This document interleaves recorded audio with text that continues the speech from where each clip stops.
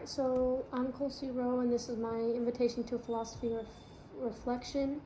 So, when the reading says that every now and again we find ourselves drawing back and wondering what it is all about, like life, and asking certain questions that take quite a bit of thinking or that we cannot answer, that is definitely true. Like, for example, if we were to ask ourselves, who are you? We always answer with our names or our names and our age, but no one can really answer the question, who are you? If that makes sense. So there's that. And then in every field, when it says in every field of activity, there is a philosophy of it that involves questioning its fundamental concepts, principles, and methods.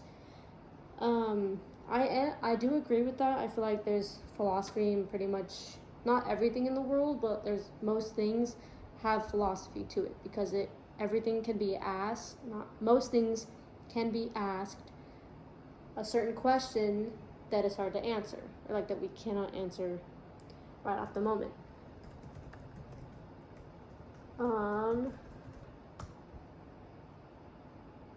So my major is finance. There is philosophy in finance.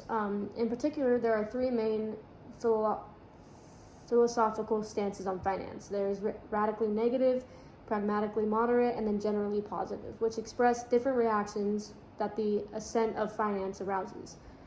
The radically negative one considers financial systems to be evil or a sin in several religions, and therefore as something that has to be banned because morally unacceptable, as for an example advocated by Aristotle in his Politics. Ideas such as interest or making money from money, or worse, usury, are expression of sheer personal ambition and are contrary to the morality that should be at the foundation of a fair society.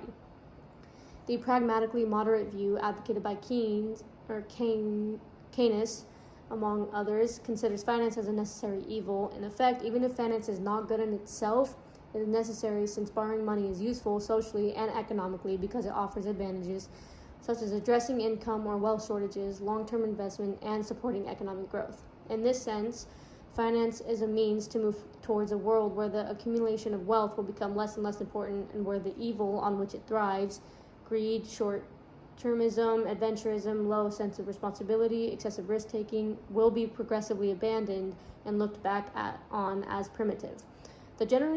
The generally positive view considers finance not only as an essential propellant for economic growth, a golden straitjacket from Friedman, 1999, but it also argues for the centrality of finance to all elements of human history. This approach states that the path to economic prosperity is clear, albeit narrow, and it may also need to satisfy global investors whose identity is unknown.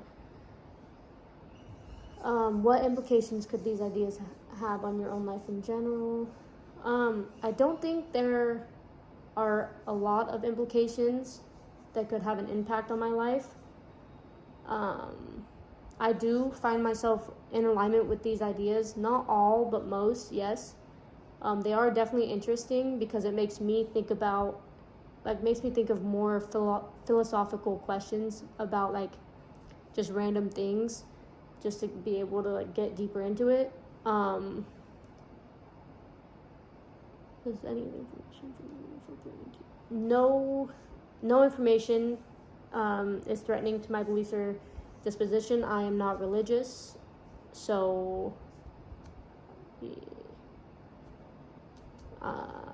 there is no information threatening those. And that is it. Thank you for listening.